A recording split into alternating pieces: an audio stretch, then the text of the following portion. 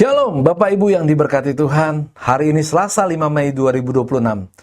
Kita masih dalam pembahasan seminggu bersama Zimri pada hari yang kelima. Dan renungan hari ini berjudul Singkatnya Pemerintahannya. Firman Tuhan dari 1 Raja-Raja 16 ayat 15 berkata, dalam tahun ke-27 zaman Asa, Raja Yehuda, Zimri menjadi raja. Ia memerintah 7 hari lamanya di Tirza, sedang rakyat berkemah mengepung Gibeton yang termasuk wilayah orang Filistin.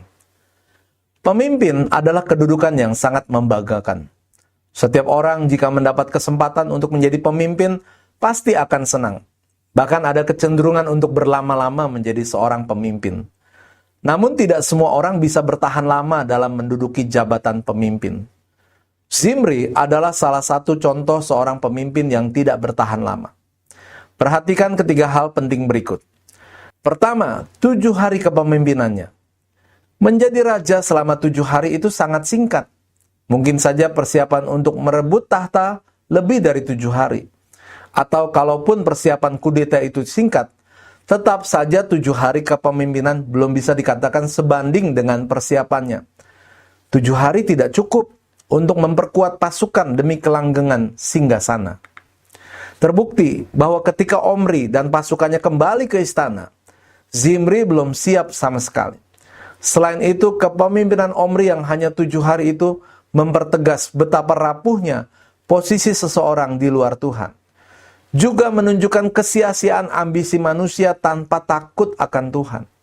Zimri menjadi alat penghakiman Allah atas rumah Baesa. Namun ia sendiri tidak mau belajar dari kehancuran yang Allah timpakan.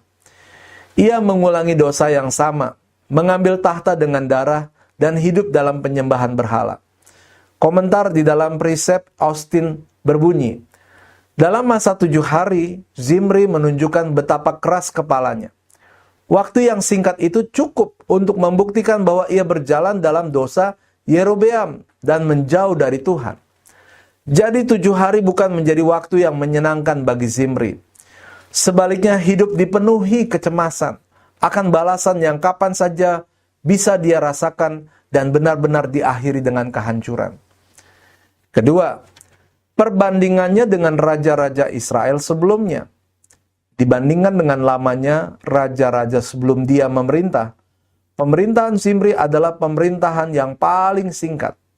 Bahkan Raja Ela yang dia hianati, yang dia kudeta tahtanya, memerintah Israel selama 2 tahun, 104 kali lipat lebih lama dari pemerintahannya. Menarik, rekor terlama pemerintahan kerajaan utara sebelum Zimri dipegang oleh Baesa, seorang raja yang keluarganya dihabisi oleh Zimri, yaitu selama 24 tahun. Raja-raja kerajaan utara setelah Zimri juga lebih lama pemerintahannya dibandingkan pemerintahan Zimri. Dengan demikian, pemerintahan Zimri adalah pemerintahan yang paling singkat dibandingkan lamanya pemerintahan semua raja kerajaan utara. Ketiga, prestasinya.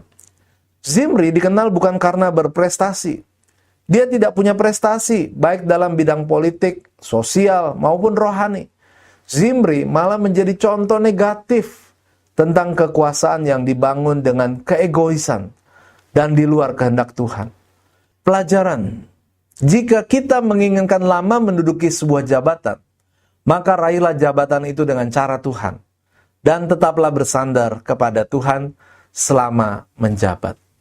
Kata-kata bijak, meskipun tidak lama menjabat, tetapi jika jabatan itu kita raih sesuai kehendak Tuhan, kita akan tetap bersukacita.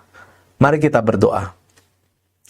Tuhan, ingatkan aku untuk selalu tetap berjalan dalam kebenaran, baik ketika berusaha meraih cita-cita, maupun ketika menikmati hasil usahaku. Dalam nama Tuhan Yesus kami berdoa dan mengucap syukur. Amin. Puji Tuhan, selamat beraktivitas untuk Bapak Ibu semuanya. Tuhan Yesus memberkati.